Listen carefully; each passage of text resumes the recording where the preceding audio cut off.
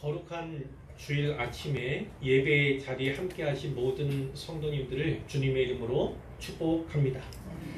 오늘도 주 안에서 성령 충만, 또 아까 암송하신 구절에 나오죠. 지혜 충만, 은혜 충만, 믿음 충만한 하루가 되시기를 바라고요.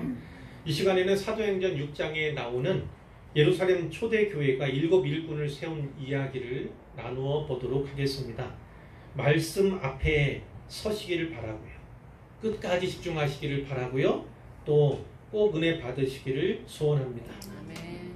오늘 본문은 그때에 이렇게 시작하는 것을 보셨을 겁니다.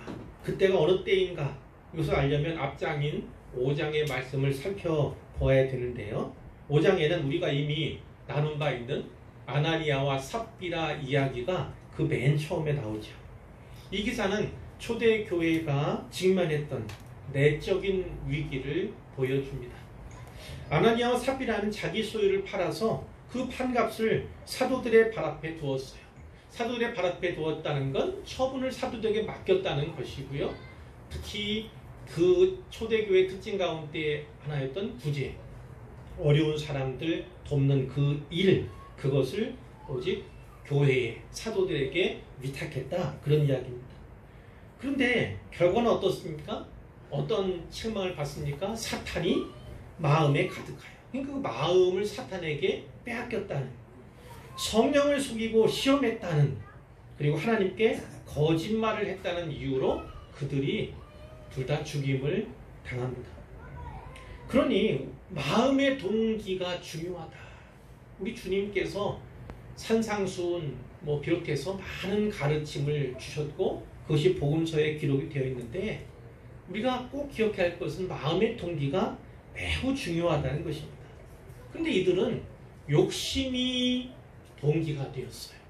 그것은 어떤 선행처럼 보였지만 욕심이 동기가 된 그 행위는 하나님께서 선행으로 받지 않으시는 거죠. 욕심이 동기가 되었고 위선의 과정이 뒤따랐어요. 그리고 죽음이라고 하는 전혀 상상치 못하고 예상치 못했던 악한 열매를 그들이 얻게 되었죠. 이 사건에 대해서 보고 들은 사람들이 있잖아요. 온 교회 안에 있는 사람들 뿐만 아니라 교회 밖에 있는 사람들도 이 일을 듣고, 일에 대해 듣고서 다 크게 두려워했다, 이렇게 성경이 기록하고 있죠. 그러나 아나니아와 삽비라 이야기의 끝은 여기가 아닙니다. 그 다음이 사실은 성령께서 그럼에도 불구하고 크게 역사하셨다. 아니, 오히려 이 사건을 계기로 더 크게 역사하셨다는 것이 성경의 증언이죠. 5장 10절에 보면 사도들의 손을 통해서 민간의 표적과 기사가 많이 일어났습니다. 그리고 어땠어요? 믿는 사람들이 다 마음을 같이하게 되었어요. 그들과 상종하기를 원치 않는. 왜 그러겠어요? 두려움이에요. 아직 두려움 때문에 상종하기 원치 않는. 또 아직은 소수이니까 종교 기도자들이나 이런 사람들이 가해오는 박해, 그것에 자기도 해를 입을까 두려워서 이제 상종하지 않으려는 그런 사람들이 여전히 있었지만, 많은 사람들이 이들을 칭송하게, 아니 이들을 통해서 예수님을, 하나님을 칭송하게 되었다고 성경이 기록하고 있습니다. 뿐만 아니라 믿고 죽게 나오는 자가 더 많아졌다는 거예요. 믿는 사람들이, 남녀의 큰 무리가 그렇게 새로 가입하게 되었다는 것입니다. 그리고 아픈 사람들, 병든 사람들이 다 어떻게 해요? 귀신 들린 사람들이 다 나와서 다 나음을 얻었다는 것입니다. 이런 내용들이 나와 있어요. 그리고 5장 17절에 가면요, 이것에 대한 반응이 있어요. 누구의 반응입니까? 종교 지도자들의 반응.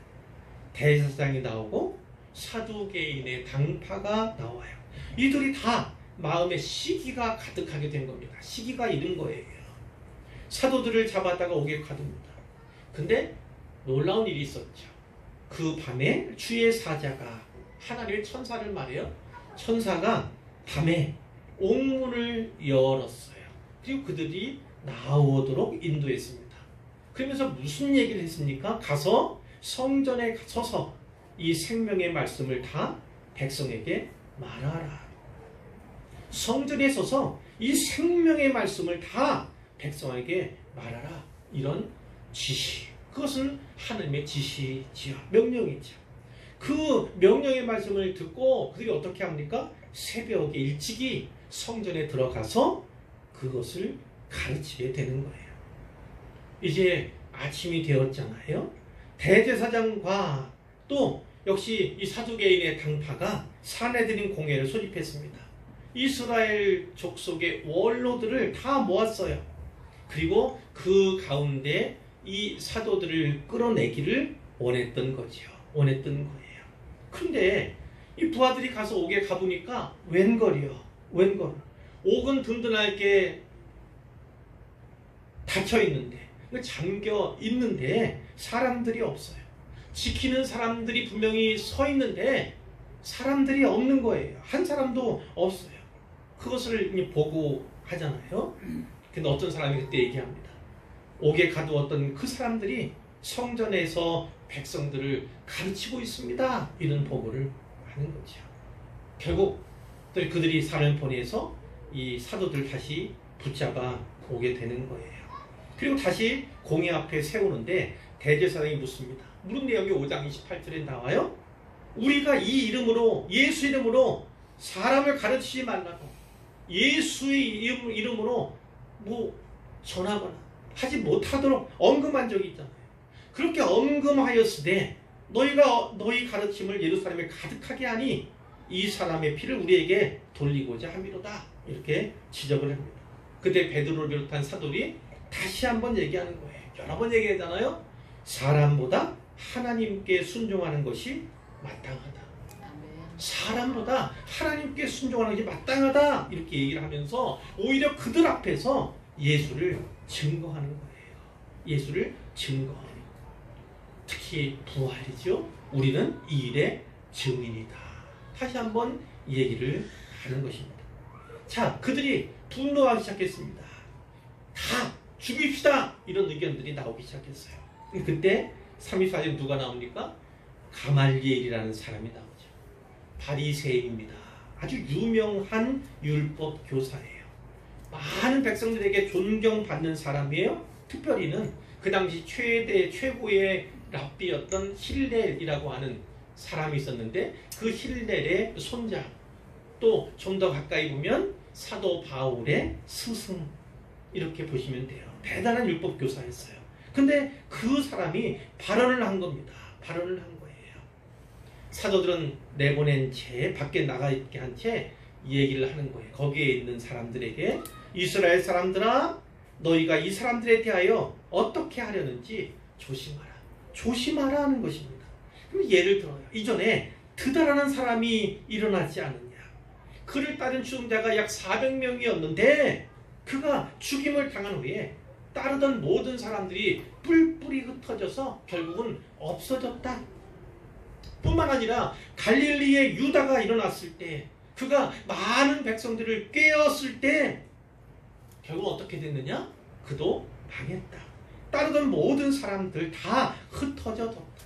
그러니 내가 분명히 말한다. 이 사람들 상관치 말고 버려둬라. 이 사상과 이 소행이 사람으로부터 났으면 무너질 거다. 그 드다처럼, 그 갈릴리의 유다처럼 스스로 무너지게 될 것이다. 그러나 만일 하나님께로부터 났으면 너희가 그들을 무너뜨릴 수 없을 거다. 도리어 하나님을 대적하는 자가 될까 염려가 된다. 이렇게 지혜롭게 권면을 한 거예요. 합리적으로 권고를 한 것입니다. 그랬더니 그 사람들이 어떻게 해요? 마음에 합당하게 여기는 거예요. 사도들을 불러다가 채찍질, 죽이지는 않고 채찍질을 해서 방면하여, 역시나 예수의 이름으로 말하는 것을 금하죠. 예수의 이름으로 아무것도 하지 마라. 이렇게 금하고 내보내는데 41절에 보니 사도들이 어떻다고요? 그 이름을 위하여, 예수의 이름을 위하여 능력받는 일에 합당한 자로 여기심을 기뻐하면서. 누가 여기신 거예요? 하나님께서 예수 이름을 위하여 능욕받는 일에 자기들을 합당한 자로 여기시는 것, 그것을 기뻐했다는 거예요. 그러면서 교회 공회를 나오게 되는 거예요. 예수의 이름을 위해 받는 고난, 주님께서 남겨두신 고난이 있습니다. 그 고난을 위해서 쓰임 받는 것, 그것을 기뻐했다. 하나님께 영광을 돌렸다, 이 말씀이에요. 그리고 42절 마지막 절은 이렇게 끝납니다.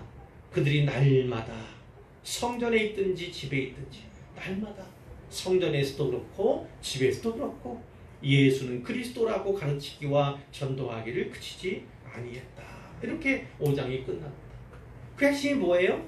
예수는 그리스도입니다. 우리가 예수 그리스도 이렇게 얘기하지만 예수는 그리스도다, 이것을 전하기 위해서 이 사도들만 아니라 그 사도행전에 나오는 많은 사람들 또 넘어서서 많은 믿음의 사람들이, 교회사 속에서 많은 믿음의 사람들이 죽임을 당하고 박해받았던 것입니다.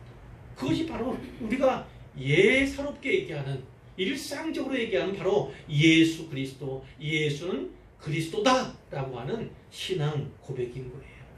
그것을 가르치고 또 전도하기 쉬지 않았던 것입니다. 자, 교육, 전도 이렇게 얘기할 수 있어요. 그 때문에 제자가 더 많아지게 된 거죠.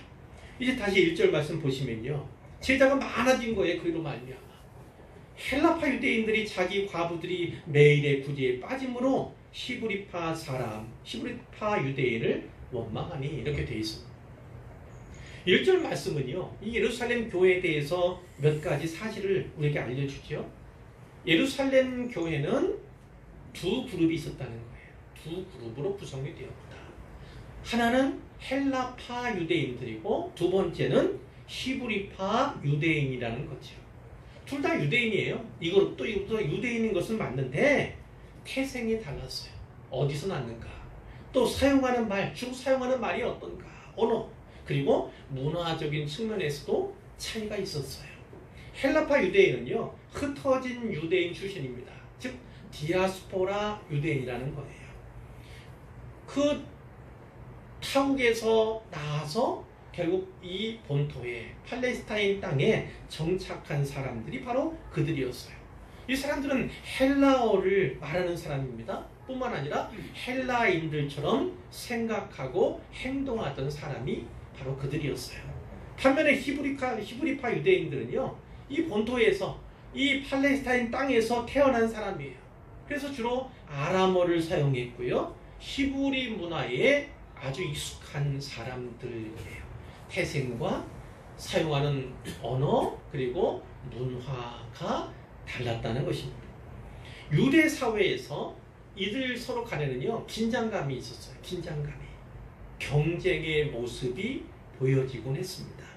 그러나 이들은 이미 교회 안에 들어온 사람이잖아요. 모두가 신자들 아닙니까? 그렇다면 이들은 교회 밖에서는 그러한 모습들이 있다 할지라도 교회 안에서는 그러지 말았어야 하는데, 교회 밖의 사람들과는 달랐어야 하는데, 안타깝게도 이 초대교회 안에서는 아직 그런 모습이 남아 있었던 것 같아요.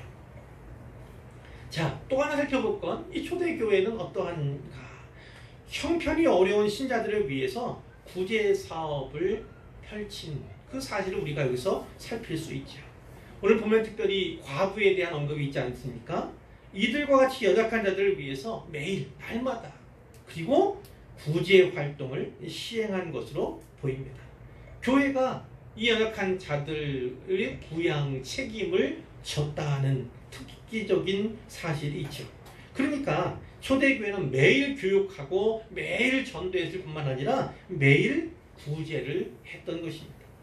여기에 구제라고 번역된 말, 원래는요, 디아코니아예요. 디아코니아.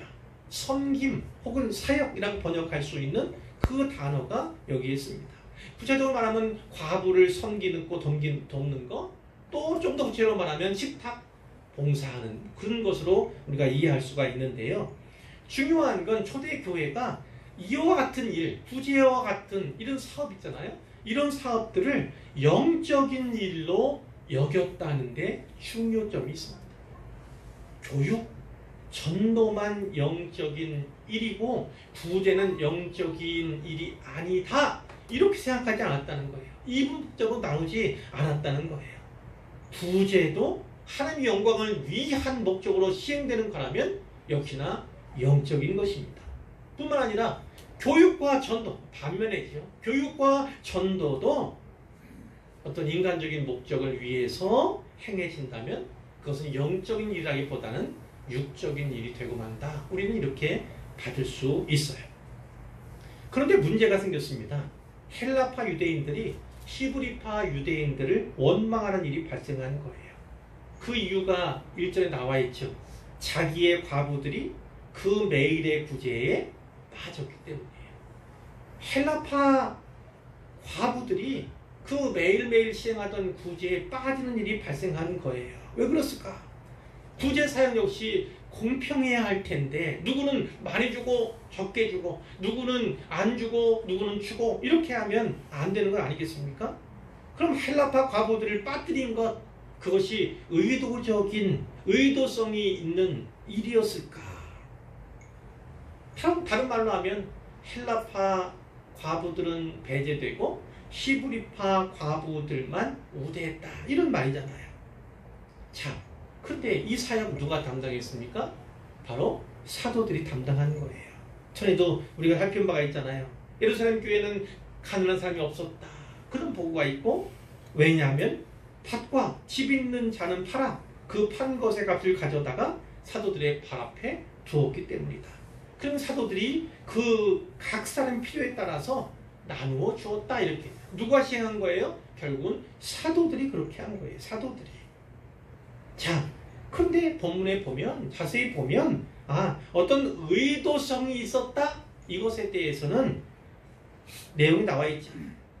암시조차 되어 있지 않은 것을 우리가 알게 되는 거지요. 아마도 그것은요, 행정이 너무 서툴렀거나 관리에 부족함이 있었을 가능성이 훨씬 크다. 우리는 이렇게 볼 수가 있는 거예요. 어쨌든 이 원망이 생겼고 갈등이 일어난 거잖아요. 이 문제 해결을 위해서 사도들이 어떤 방안을 내놓는가, 그것을 이제 살펴보려는 거지요. 2절에 보니까 12사도가 모든 제자들을 다 불렀습니다. 다 불러 모았어요. 그러면서 얘기합니다. 우리가 하나님 말씀을 제쳐놓고 접대를 일삼는 것이 마땅하지 아니하니. 여기 접대지만 나눠주에 보시면 봉사 이렇게도 돼 있어요. 봉사. 그러니까 단지 접대하는 것만 아니라 봉사하는 일. 봉사하는 것도 좋지만 무엇이 문제입니까? 하나님 말씀을 제쳐놓게 되는, 하나님 말씀에 더 시간을 들이고 공을 들여야 하는데 그렇지 못한 상황에 대해서 말씀하는 거예요. 이것을 보면 사도들이 이 문제에 대해서 솔직하게 인정하고 있음을 우리가 또 볼 수가 있는 것입니다. 사도들이 이 접대, 이 봉사보다 하나님 말씀, 이것을 더 중하게, 물론 다 중요하지만 여기서 말하는 건 봉사 무엇보다 이 주로 사도들이 해왔던 목회적인 일, 이것에 대해서 이렇게 어떤 것은 높고 어떤 것은 낮다, 이것은 우위에 있고 이것은 열등하다, 이런 관념을 갖고 있지 않다는 거예요. 사도들이 이해했던 건 뭐냐면 소명의 문제예요. 전적으로 소명, 무엇을 위해서 하나님께서 그들을 부르셨는가, 그것에 집중하기 시작했다는 거예요. 그러니까 이 문제의 근원, 단지 봉사하고 접대하는 이 일만 아니라 우리가 해야 할 일, 주님께서 우리에게 맡기시고 위탁하신 그 일을 우리가 소홀히 하고 있구나, 거기에 시간을 덜 들이고 있구나 라는 것을 그들이 깨닫게 되었다는 거예요. 여러 가지 사역이 있지만 그 가운데 가장 중요한 사역이 말씀 사역이어야 함을 그들이 분명히 알고 그것을 위해서 어떻게 해야 할 것인가를 나누고 고민했다는 거예요. 자, 사도들이 3절에 계속해서 말합니다. 형제들아, 너희 가운데서 성령과 지혜가 충만하여 칭찬받는 사람 7을 택하라. 우리가 이 일을 그들에게 맡기고 이 봉사의 일을 그들에게 맡기고 우리는 오로지 기도하는 일과 말씀 사역에 힘쓰리라. 지난 번역에는 기도와 말씀에 전무하리라 이렇게 번역이 되어 있음을 잘 아실 거예요. 자, 이럴 때 어떻게 했습니까? 어떻게 했습니까? 이 모든 사람들 다 불러 모아서 단지 사도들 혹은 중심 두목만 한 것이 아니라 이 문제에 대해서 모든 사람들의 의견과 모든 사람들의 동의를 그들이 구하길 원했다는 중요한 사실인 것이죠. 자, 여기 내용에 보면요. 어떤 내용이 나옵니까? 성령과 지혜가 충만한 사람을 택했다는 거예요. 성령과 지혜가 충만한 사람. 그리고 또 하나 뭐예요? 칭찬받는 사람. 그것이 나중에 목회 서신에 가보면 좀 더 자세하게 상세하게 나오고 있는 것을 보게 될 텐데, 이 초대 교회에서 첫 번째 이 일꾼들을 뽑을 때 무엇이 가장 중요했는가? 바로 성령 충만, 지혜 충만. 그것이 가장 중요한 요소, 조건이었다는 것을 우리가 주목할 필요가 있는 거죠. 이것은 어쩌면 내적인 조건이다 이렇게 볼 수 있어요. 내적인 조건. 그런데 뒤에 나오는 칭찬받는 사람은 뭐예요? 외적인, 겉으로 드러나는. 그래서 사람들에게 그가 어떠한 평판과 평가를 받고 있는가, 그것에 대한 이야기. 뒤에 나오는 그 목회서신 내용들은 이것이 좀 더 확대되었다, 좀 더 구체화되었다 이렇게 볼 수 있습니다. 자, 이렇게 내적이고 그렇게 외적인 조건들이 구비되는 것. 근데 이것은 어찌 보면 세상적인 조건과는 전혀 다르다는 겁니다. 그건 뭐예요? 누구든지 일꾼이 될 수 있어요. 이와 같은 조건, 그러나 세상적인 조건은 아닙니다. 성경이 우리에게 원하는 것, 역시나 우리도 이제 인직식을 아껴두고 있잖아요. 물론 그 전에 피택하는 과정들, 또 교육하는 과정들을 다 거쳤고 그에 앞서서 또 노회의 허락도 받았지만, 그러나 중요한 것은 바로 이런 것입니다. 이 분들이 성령과 지혜 충만한 사람들인가, 칭찬받는 사람들인가, 그것을 또 여러분들이 유념해 보셨고 그것을 통해서 이제 뽑으시고 택하셨다 이렇게 볼 수가 있는 건데요. 이 내적인 외적인 조건도 전혀 세상적인 것은 아니다라는 것을 다시 한번 강조하고 싶어요. 단지 우리 눈에 보여지는 그것만 아니라 하나님께서 또 택하신 그것을 우리는 늘 염두에 두어야 한다, 이렇게도 말씀을 드릴 수 있겠어요. 그러면 7사람, 왜 하필 7사람인가? 7이 7이 완전수여서 그런가? 아마 그것은 아닐 겁니다. 그것보다는 이 정도 인원이면 될 듯. 그 봉사의 일을 감당하기에 적당한 수, 이렇게 생각했을 가능성이 중요하지요. 그러나 우리가 분명히 기억해야 하는 건 사도들이 이 시점에 비로소 분명하게 자기들의 사명에 대해서 의식을 했다는 거예요. 좀 더 자기들의 사명에 대해서 중심을 잡기 시작했다는 거예요. 기도하는 일과 말씀 사역에 전무하는 것, 그것이 주님께서 자기들에게 원하시는 바, 자기들에게 주신 명령을 잘 감당할 수 있는 길임을 그들이 잘 깨닫게 되었다, 이렇게 볼 수가 있는 것이죠. 자, 이 교회는요, 이 사도들의 이 계획을 잘 이해했습니다. 그래서 5절에 보니까 온 무리가 이 말을 기뻐했다, 그렇게 되죠. 그리고 7명의 일꾼을 뽑게 되는 겁니다. 믿음과 성령에 충만한 사람 스데반. 그러니까 이 스데반은 믿음 충만, 지혜 충만, 그리고 또 뭐예요? 성령 충만. 충만이 많은 사람이 바로 이 스데반이었어요. 또 아는 분이 있죠. 빌립이라는 분도 뒤에 나와요. 물론 뒤에 나오는 나머지 분들은 잘 알지를 못합니다. 유대교에 입교했던 안디옥 사람 니골라, 이 사람은 아마 타종교인이었는데 유대교로 개종했다가 다시금 예수 믿게 된, 교회에 가입하게 된 그런 사람인 듯해요. 자, 이와 같은 우리는 대개 그렇습니다. 이 집사직의 기원이다 이렇게 받기도 해요. 물론 학자들 가운데는 그렇지 않다.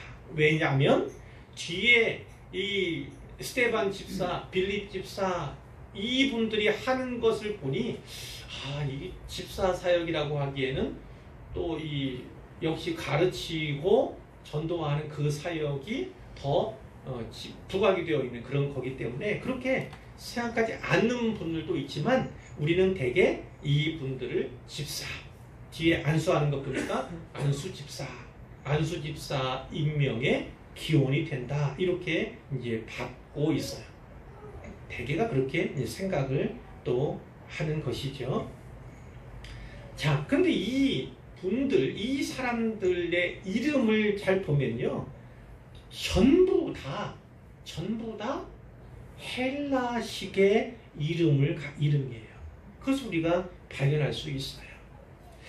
그러면 헬라파 사람들을 다 중용했구나 이렇게 볼 수 있는데 또 어찌 보면 이것이 합당한 것이었을까? 이것이 적절하거나 공정한 것이었을까? 고개를 갸웃갸웃하게도 하게도 된다는 것이죠. 물론 이들이 이렇게 헬라 이름을 갖고 있기는 하지만 그리고 또 직업이 혹은 인종이 다를 수도 있습니다. 그런데 그러한 차이가 있기는 하지만 뭔가 공정하게 했을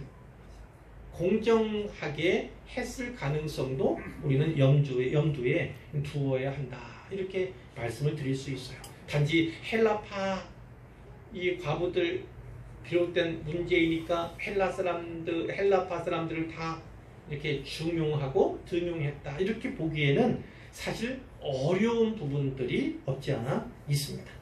결국 사도들 앞에 그들이 서게 되고 사도들이 기도하고 안수해서 그들을 임명하는 것이죠. 사도들의 권위로 이제 임직 때 특히 장립하게 될 때 목사의 권위로 이렇게도 하지만 이 당시 사도들의 권위로 그들을 안수하고 임직하게 되었다는 거죠. 그것은 결국은 그 권위가 다 하나님께로부터 위탁받았다. 하나님께 위탁받은 그 권위 또 하나님의 택하심에 의해서 임직받는 것이다. 그것을 나타내는 것이 바로 안수식이다. 이렇게 볼 수가 있는 거예요. 이제 마지막으로 볼 것은요, 결과예요. 이렇게 일꾼을 선출한 7 집사를 선출한 후에 어떤 결과가 나타나는가를 7절 말씀을 통해서 살피려고 하는데요. 7절 말씀 같이 읽어볼까요? 하나님의 말씀이 점점 왕성하여 예루살렘에 있는 제자 수가 더 힘이 많아지고 허다한 제사장의 무리도 이 도에 복종하니라. 아멘. 자, 어떤 결과가 있었습니까? 하나님 말씀이 점점 왕성하게 되었다는 거예요. 그것은 양적인 면에서도 그렇고 질적인 면에서도 그랬다는 것을 보게 되는 것이죠. 성경을 가르치는 사람은요, 설교하는 사람은요, 시간을 많이 들여야 합니다. 뭐예요? 하나님 말씀을 연구하는데 시간을 많이 투자해야 되는 거죠. 그리고 뿐만 아니라 점점 더 깊이가 깊어져야 하는 것입니다. 그러기 위해서는 어떻게 해요? 여기에서 이 사도들이 이야기한 것처럼 말씀과 기도에 전무할 수 있는 환경이 조성되는 것, 그것이 중요하고 그것으로 인하여서 일이 배분되고 여러 직분자, 장로, 또 안수집사, 권사, 또 집사와 같은 직분자들이 세워져서 그것을 나누게 될 때 그것이 가능해지는 것, 그것을 우리는 상식적으로도 알지만 실제적으로도 그런 상황이 되는 거예요. 그 때문에 이 말씀이 살아있는 교회가 된 거예요. 이 초대교회가. 두 번째는 어떤 걸 찾을 수 있습니까? 예루살렘에 있는 제자 수가 더 힘이 많아졌다. 그리스도의 말로 교회가 부흥하게 되었다. 물론 다시 붙자이니까 부흥 이렇게 쓰기는 어려울 수 있지만 그 개념적으로 부흥, 교회가 크게 성장하게 되었다. 이렇게 볼 수가 있어요. 그리고 세 번째 또 뭐 있습니까? 허다한 제사장의 무리도 이 도에 복종하니라. 이 제사장이 누구인가? 유대교의 제사장인가? 아니면 타종교의 제사장인가 그건 명확하게 얘기할 수 없지만 아마 예루살렘에 살고 있는 사람들이니까 아마 유대교의 제사장이라고 심작할 수는 있어요. 근데 많은 허다한 제사장의 무리가 이 도에 복종하니라. 이 도는 뭡니까? 바로 이 믿음에 복종했다는 거예요. 예수 믿게 되었다는 겁니다. 전에 그들은 예수를 배척했어요. 그러나 이제는 예수를 믿게 되었고 그 예수 믿는 도에 그 믿음에 복종하게 되었다. 그것은 이런 말입니다. 그들이 항복했다는 겁니다. 복음에 항복했다. 예수에게 항복했다. 이렇게도 볼 수가 있어요. 개종한 이들이 너무너무 많았고 그 가운데는 제사장 그룹도 있었다는 것이죠. 자, 이 말씀 통해서 몇 가지 결론적으로 살펴보고 말씀을 맺으려고 합니다. 자, 초대교회는요, 외적으로, 내적으로 많은 시련이 있었습니다. 시련이 있어요. 그 시련을 극복해 가면서 성장해 갔던 것이 초대교회의 모습이었다는 것이죠. 제가 언젠가 말씀드렸어요. 사탄의 마귀의 전략 이렇게 이야기한 바가 분명히 있죠. 여기까지 보면서 마귀가 어떠한 전략을 이 초대교회를 붕괴시키고 무너뜨리기 위해서 어떤 전략을 사용했는가를 우리가 살필 수가 있는데요. 첫째로 살폈던 것은 무엇이냐면 박해입니다. 박해. 사도가 설교했어요. 회중들에게 복음을 전했어요. 그럴 때마다 어떻게 했습니까? 잡혀갔죠. 때마다 일마다 잡아가는 일들이 계속해서 반복적으로 있게 되고 생명의 위협을 당하게 되고 오늘 보면 우리가 봤던 것처럼 채찍질을 받는 매맞는 그런 일들이 빈번하게 발생하게 되는 것이죠. 유대 관원들, 제사장 그룹, 이 종교 지도자들이 이 힘으로 억누르려고 하는, 붕괴시키려고 하는, 무너뜨리고자 하는 그런 것이 있었어요. 자, 그런데 재미있는 건 사도행전 끝까지 다 그와 같은 증거가 있지만 이 핍박과 박해와 그로 말미암은 환난은 어떻게 합니까? 이 믿는 사람들 더욱더 견고하게 합니다. 더 담대하게 만들어요. 흔들림 없게 만들어요. 그래서 오히려 더 강력하게 복음을 전하는 그런 일들로 바뀌어가는 것. 그러니까 이 박해라는 것은요, 두렵지요. 어떻게 보다 두렵지요. 그러나 그것은 오히려 별것 아닙니다. 참된 믿음을 가진 사람이라면 이겨낼 수 있는, 오히려 기회로 삼을 수 있는, 그게 바로 박해에 대한 이야기예요. 두 번째는 뭐냐면 바로 아까 말했던 아나니아와 삽비라 그 이야기입니다. 왜 아나니아와 삽비라 부부를 기록하고 있습니까? 그 위선. 결국은 그것을 통해서 뭐예요?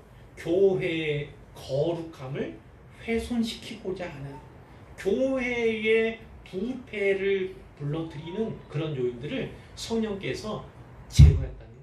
즉시로 제거하셨다는 거예요. 그것은 더 두려운 일이기 때문에 박해보다, 외적인 시련보다 더 두려운 것이 내적으로 부패하고 썩는 것, 거룩함이 무너지는 것, 그것이 더 두려운 것이기 때문에, 염려되는 것이기 때문에 성령께서 즉시로 그들을 벌하셨다, 심판하셨다, 이렇게 볼 수가 있어요. 그리고 오늘 본문 이 세 번째 문제가 있던 거예요. 이것도 역시나 내적인 것이잖아요. 구제하는 것, 거기에 누구는 들어가는 누구는 빠지는 그 일로 말미암아서 서로 다투게 된 거예요. 받지 못하는 과부들이 처음에는 불평하고 원망했겠지만 그것이 결국은 어떻게 해요? 헬라파 유대인 신자와 히브리파 유대인 신자들 간의 갈등으로 나타나게 되는 거예요.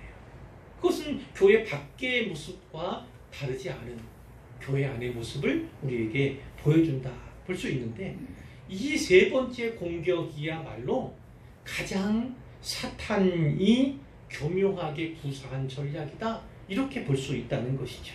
왜 그러냐면 주의를 산만하게 만드는 거예요. 특히 사도들의 주의를 산만하게 만드는 것이 이 사탄의 전략이었다는 거예요. 사도들이 부름받은 것은 바로 말하는 것처럼 말씀, 하나님 말씀 사역을 위해서 부름받은 거예요. 그것을 위해서 당연히 기도해야 하는 거죠. 그 기도와 말씀에 전무해야 하는데 그것에 더욱 집중하여 힘써야 하는데 문제는 이러한 일을 봉사나 기타 이 사회 사업과 관련된 일들로 말미암아서 너무나 많은 시간을 뺏기고 에너지를 뺏기는 그런 문제들이 있게 되었던 것이죠. 사탄의 전략은 바로 이겁니다. 그런데 사도들이 비로소 깨닫게 되는 거예요. 깨닫게. 이렇게 해서는 안 되겠다. 일들을 나눠야겠다. 이 봉사의 일들은 다른 이들을 세워 그들에게 맡겨야겠다. 이렇게 생각하게 된 것이죠. 만약 이와 같은 세 가지 차원의 사탄의 전략 가운데 단 한 가지라도 성공했다면 어떻게 되겠습니까? 그 교회는 초대교회예요. 처음 교회란 말이에요. 그 처음 세워진 초대 교회가 바르게 서지 못하고 또 안정되지 못했을 것은 자명한 것이죠. 그 초대교회가 붕괴됐다면 다른 교회들은 기약할 수가 없게 되는 거죠. 우리는 그것을 잘 이해합니다. 오늘날에도 사탄의 전략 혹은 전술에 대해서 잘 이해해야 합니다. 핍박이, 박해가 있을 수 있어요. 그러나 이 사탄이 교회를 붕괴시키는 것 가운데 더 염려되고 두려워해야 할 것은 바로 내적인 것입니다. 내적인 것. 내부에서 거룩함을 훼손하는 일이 용인되거나 그래서 교회법에 징계가 나온 거예요. 징계가 그래서 나오는 것이죠. 그리고 뿐만 아니라 맡은 일들을 잘 감당하지 않으면 또 우리 교회 같은 경우는 목사는 말씀 사역자인데 그 말씀과 기도에 전무할 수 있는 상황이 되지 아니하면 그러면 시간이 어떻게 또 흘러가는지 또 깊이 있는 준비를 할 수 없는 그래서 영적인 자양분을 계속 공급할 수 없는 그런 지경에 놓이게 된다는 것입니다. 이처럼 이 초대교회는 교회 안팎에서 큰 도전을 받았는데 그것을 응전해 갔던 것이 바로 초대교회의 모습이었다는 것입니다. 자, 두 번째요. 이 본문에서는요, 우리가 중요한 사역의 원리를 발견할 수가 있어요. 중요한 사역의 원리. 그것은 무엇이냐면 하나님께서는 모든 사람을 다 사역으로 부르신다. 모든 사람을 다 사역자로 부르신다는 거예요. 물론 어떤 사람들은 이 사역에 어떤 사람들은 이 사역을 위해서 다 따로따로 그들 가운데 부르시는 것이죠.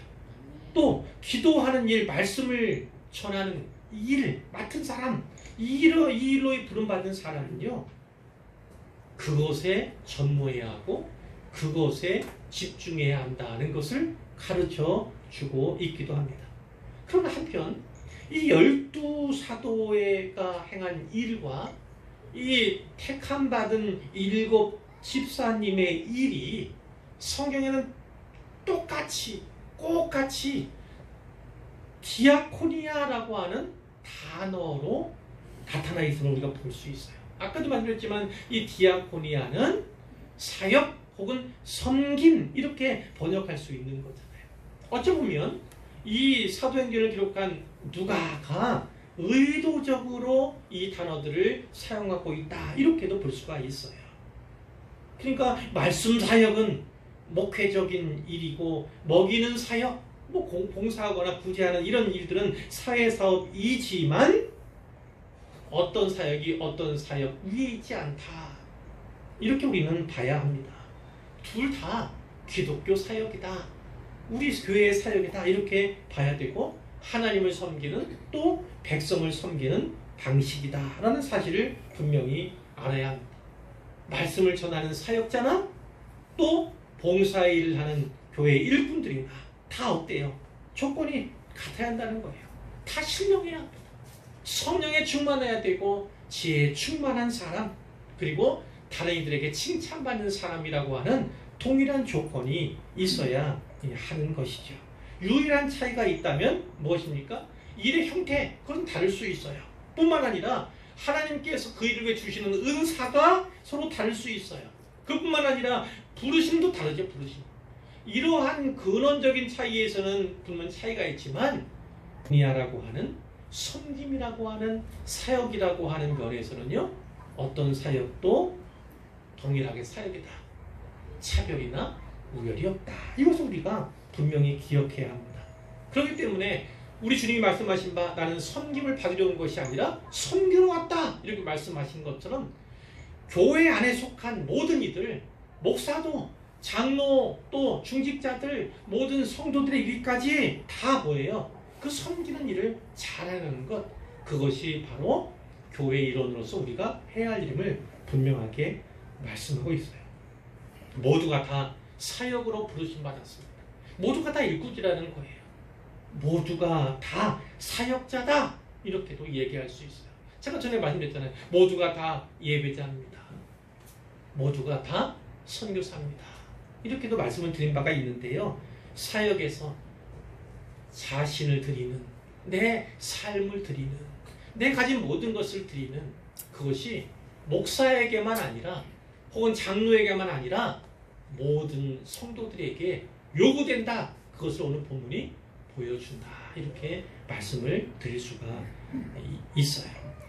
오늘날 목사는 사도적인 계승이 분명히 있긴 하지만 그렇다고 사도는 아닙니다. 사도는 예수님에 의해서 발탁된 것 아닙니까? 또 그 가룟 유다의 빈 자리를 채운 그 바가 있긴 하지만 그것도 역시나 그분도 사도 이렇게 이제 불리게 되는 거잖아요. 어쨌든 주된 모습은 예수님에 의해서 택함 받고 그들의 배움 받고 또 일을 위해 보냄 받은 이들이 바로 사도다 이렇게 볼 수가 있는데, 그럼 오늘 목사들은 무엇입니까? 성경 말씀이죠. 그것을 해석하여 전달할 책임이 목사들에게 주어졌다. 그렇기 때문에 이 말씀의 사역이라는 측면에서는 사도나 목사나 다르지 않다. 이렇게 볼 수가 있고요. 이 말씀 사역은 단지 설교하는 것 그것만이 아니라 이제 오예배처럼 교육하는 것도 역시 그렇고요. 또 개인과 상담 속에서 또 복음을 통해서 또 문제에 대해서 조언하는 그 일도 역시 말씀 사역의 범주에 들어간다. 이렇게 볼 수 있는 거예요. 중요한 것은 목사는 말씀 사역이 중심이고 기도 사역이 중심이기 때문에 그것에 전무할 수 있는 환경이 꼭 갖추어져야 한다. 거기에 더 집중할 수 있어야 한다는 것이고, 또 반면에 우리 여러분들은 어떻습니까? 여러분들은 일꾼임을 분명히 확신해야 되죠. 나도 사역자고 사명자임을 분명히 알아야 합니다. 그렇기 때문에 각자의 자리에서 각자 맡은 일에 더 충성해야 한다. 그것을 성경이 우리에게 말씀하고 있다는 거예요. 세 번째입니다. 오늘 본문이 또 어떤 의미가 있는가? 어떤 의미가 있는가? 바로 스데반 집사님을 소개하고 있다는 거죠. 그 뒤에 길게 뭐가 나와요? 스데반 집사님 이야기가 나옵니다. 그분이 어떤 분인가를 좀 더 보충 설명한 뒤에 많은 회중들 앞에서 설교할 수 있는, 잡혀간 채 거기에서 복음을 전할 수 있는, 그래서 이 스데반 집사님의 설교가 아주 길게 실려 있어요. 그 후에는 어떻게 됩니까? 첫 번째 교회의 순교자가 되는 그것이 바로 스데반 집사님. 그러니까 이 집사 아무것도 아닌 게 아닙니다. 생명을 아끼지 않고 첫 번째 순교자가 됐던 분이 바로 집사다. 이렇게. 그러니까 뭐 보통 우리는 저는 이렇게 말이 않습니다. 평신도 뭐 이렇게 나누거나 그런 교역자 평신도 나누거나 그런 걸 별 좋아하진 않지만 일반적으로 얘기하니까 여러분들도 역시나 일꾼이에요. 여러분들 역시나 생명을 걸어야 합니다. 목사만 그렇게 훈련받고 교육받는 것이 아니라 여러분 한 분 한 분도 생명을 걸어야 합니다.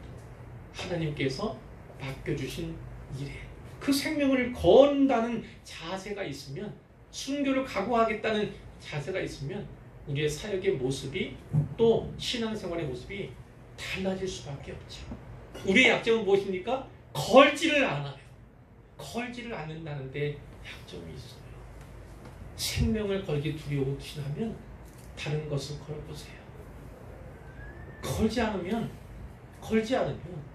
우리의 신앙생활은 늘 물론 잘하긴 하지만 너무나 완만한 그래프를 그리면 살아갈 수 있고 주님 오실 때 가까이 오고 또 내 생명이 줄어들어서 이제 이 땅에서의 삶의 시간들도 줄어드는데 언제 주님 닮아가고 어떻게 주님을 기쁘시게 할 수 있겠습니까? 걸어보시기를 바랍니다. 걸어보시기를 바라요? 걸어보시기를 바랍니다. 아멘 하신 분은 더 보시기를 바랍니다. 자, 그리고 중요한 것이 또 하나 있어요. 네 번째인데 여기에 있는 일꾼 한 분 얘기가 나왔잖아요. 그 가운데 거의 다가 다예요. 헬라식 이름으로 다 등장하고 있음을 우리가 주의할 필요가 있는 거예요. 물론 헬라파 사람들만 등용했을까? 그들을 중한 일꾼으로 세웠을까? 우리는 조금 의문이 가기는 합니다. 근데 중요한 것은 무엇이냐면 뒤에 이 스데반 집사님이 7장에서 또 빌립 집사님 8장에서 등장할 때에 어떻게 돼요? 결국은 헬라어를 쓰는 사람들에게 헬라어로 복음을 전할 수 있는 기회가 그들에게 주어진다는 데 있습니다. 아랍어를 사용하는 사람들, 여기서 태어난 사람들은 그 지역의 그 나라의 말만 하는데 이 헬라에 흩어져 살았던 디아스포라들은 헬라어가 되는 사람들이에요. 그러니까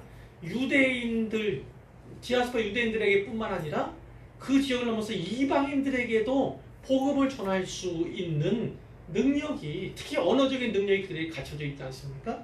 그럼 보니까 어때요? 단지 그 일을 맡는 것뿐만 아니라 구제하고 봉사하는 일만 맡는 것뿐만 아니라 복음을 전하는데 헬라어를 공용어로 쓰는 헬라어를 사용하는 사람들에게도 헬라어로 복음을 전할 수 있는 그런 사람들이 여기서 채택되고 있음을 보게 되는 거예요. 그러니까 뭔가 조짐이 보이죠. 예루살렘과 온 유대와 사마리아와 땅끝까지 복음을 전하라고 주님이 말씀하셨는데 이제 이 언어의 장벽을 뛰어넘는 인종의 장벽을 뛰어넘는 그런 일들이 착착착착 준비되고 있음을 분명하게 우리가 봐야 하는 거예요. 그 다음에 스데반 집사님이, 그 다음에 빌립 집사님이 엄청난 놀라운 일들을 행하게 되는 것이죠. 마지막을 읽었습니다. 초대교회는 성령 충만한 교회였어요. 성령 충만! 그러면 초대교회를 상징하는 그런 모습이기도 했죠. 그러나 그 교회에도 문제가 있었습니다. 문제가 있었다. 오늘날도 마찬가지입니다. 세상에 있는 교회들 가운데 문제 없는 교회는 없어요. 문제 없는 교회는 단 하나도 없습니다. 큰 교회이든 작은 교회이든 건물이 있는 교회이든 상가 교회이든 목사님이 아주 대단히 유명한 분이든 무명의 목사이든 재정이 엄청나게 넉넉한 교회이든 부족하고 가난한 교회이든 중요한 건 어느 교회에든 다 문제는 있다는 것입니다.